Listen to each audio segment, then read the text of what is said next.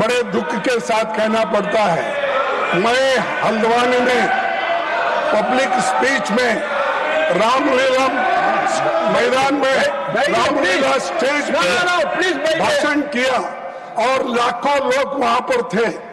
उस वक्त मैंने किसी समाज का, किसी धर्म का नाम नहीं लिया, सिर्फ मैं लोगों के समस्याओं को वहां पर बताया। लेकिन मेरे स्पीच होने के बाद कल वो लोग, बीजेपी के लोग सब मिलके हवन करके उस स्टेज का शुद्धिकरण करने का काम किए हैं। ये you might have read in the newspaper. Is it the way in democracy? How you are protecting the constitution? That too, I am a leader of opposition. जो माननीय खड़गे जी ने कहा है, ये सच में बहुत ही दुखदाई विषय है और ये दुखदाई सिर्फ कांग्रेस पार्टी के लिए नहीं, ये दुखदाई हम सब के लिए है।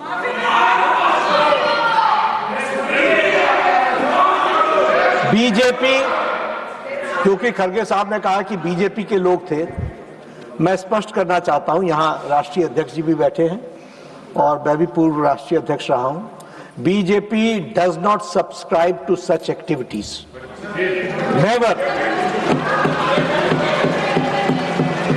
लेकिन आपने कहा है हम इसकी तहकीकात भी करेंगे, लेकिन मैं आपको विश्वास दिलाता हूं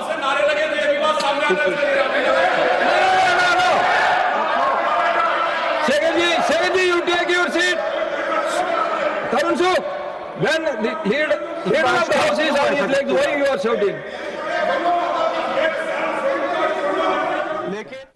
अब ये काफी देर तक चलता रहा। नड्डा जी के बयान से संतुष्ट नहीं हुए खड़गे जी, वो फिर खड़े हुए और वो और ज्यादा तैश में आए।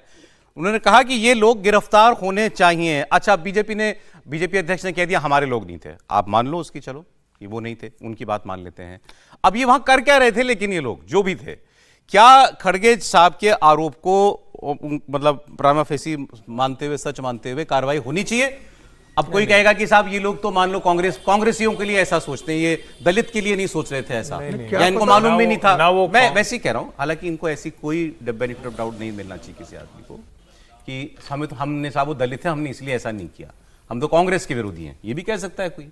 बट स्टिल ऐसे कृत्य जो हैं, इन पर कार्रवाई तो होनी चाहिए कि नहीं होनी चाहिए? देखिए, जिसने किया उस पर कार्रवाई इसलिए होनी चाहिए कि उस मूर्ख व्यक्ति को ये नहीं पता था कि उसका ऐसे ही खड़गे जी, जो सारी जिंदगी देश के संविधान के मुताबिक सारे लोग उनके पीछे खड़े रहते हैं, वो सबसे आगे खड़े रहते हैं, इतने बड़े बड़े पदों पर रहे, आज वो कहेंगे कि दलित होने की वजह शुद्धिकरण हुआ है। मामला क्या है? हल्द्वानी का रामलीला ग्राउंड है, एक वहां के स्थानीय कुछ लोगों का संगठन है, उन्होंने कहा कि रामलीला मैदान का राजनीतिक उपयोग हो रहा है और यहां से इस्लामिक नारे लगे, हम उसका शुद्धिकरण कर रहे हैं। अच्छा, ये दलित एंगल है ही नहीं इसमें? है ही नहीं इसमें। वो मैं कह रहा हूं, वो भी ऐसे व्यक्ति, इनकी वजह से गलत खबर जाती है और पता चलता है कि हमेशा आप चिपक जाएगा, क्योंकि सदन में बोल दिए। और मैं तो समझ नहीं पाया कि सरकार की तरफ से इसका सदन में जवाब क्यों नहीं दिया गया। समझ में हमें भी ये लगा, ये बड़ा क्लैरिटी है। हल्द्वानी का रामलीला मैदान था, वो जो भी संस्था से जुड़े लोग हैं वो कह रहे हैं कि इसका पॉलिटिकल इस्तेमाल हुआ और यहां इस्लामिक नारे लगे, रामलीला मैदान के मन से इस्लामिक नारे। अब आप कह सकते हैं कि भाई इसमें क्या है, रामलीला मैदान सबको जाता है, हर तरह के नारे लगते हैं, दिल्ली में भी है, हर जगह है। लेकिन अगर कोई व्यक्ति वो बात कह रहा है तो उस पर डिबेट कीजिए ना, आप उस पर आपको लगता है। लेकिन उसमें दलित एंगल लाना, वो भी जो सबसे पुरानी पार्टी, उसका राष्ट्रीय अध्यक्ष, जिसके आगे कतार लगाकर लोग खड़े रहते हैं, तो वो सच में विक्टिम पार्ट प्ले कर रहे हैं खड़गे जी। अब भी अगर लग रहा है तो फिर मैं क्या कहूं, इसीलिए मैंने तो कहा तथ्य बता देता हूं, बाकी आप लोग तय करिए। ये और क्या ये संभव है? मैं कई बार ये सवाल पूछना, क्या ये संभव है कि किसी इतने बड़े व्यक्ति का कोई शुद्धिकरण कर देगा वहां जाने से? ये संभव है? बोलिए, आप बोलिए। खबरों के लिए भले कुछ हो जाए। उन्होंने कह दिया कुछ हिंदू संगठन, सबसे बड़े सदन के अंदर इतनी बड़ी पार्टी का अध्यक्ष बोलेगा, बात तो होगी। हाँ, लेकिन मैं यही तो कह रहा हूं ना कि तथ्य भी सही नहीं। खड़गे जी को बहुत दुख लग रहा है और इनके बेटा हिंदू धर्म पर, सनातन पर कितनी भद्दी भद्दी गालियां और भद्दी भद्दी टिप्पणा, ये स्वयं उस भाषा का प्रयोग करते हैं, गंदी भाषा का। आज इनको बहुत संस्कार दिख रहा है कि भाई ऐसे नहीं होना चाहिए था, बिल्कुल नहीं होना चाहिए था। और हर्ष जी ने बता दिया कि कारण कुछ और था।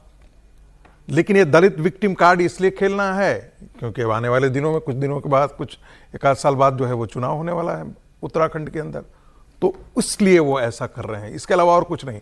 मुझे तो समझ में नहीं आता है कि इतने उच्च पदों पर बैठ करके ये विक्टिम का जगजीवन राम के साथ हुआ था ना, वो तो कांग्रेस पार्टी पर सीधा आरोप लगाई थी। जगजीवन राम ने सीधा कांग्रेस पार्टी पर आरोप लगाया था। तो कांग्रेस पार्टी में ये संस्कार हैं, हमारे यहां तो ऐसा होता ही नहीं है। हम तो साथ साथ बैठते हैं, खाते हैं, उठते हैं, बैठते हैं, सहभोज करते हैं। प्रियंका गांधी ने कहा यही आरएसएस के संस्कार हैं। नहीं, प्रियंका गांधी के संस्कार इटली के हैं। प्रियंका इटली से पाली पोसी हैं, उनके संस्कार में हो सकता है, यहाँ के राष्ट्रीय स्वयंसेवक संघ के संस्कार में ये सब नहीं है।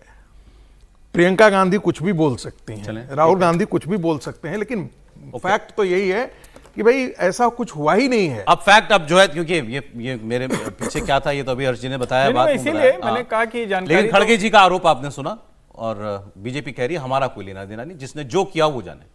ठीक है, मैं इस पर टिप्पणी करना नहीं चाहता क्योंकि सब देख ही रहे हैं, लोग भी तो देखते हैं, बोलने से ही थोड़ी होता है।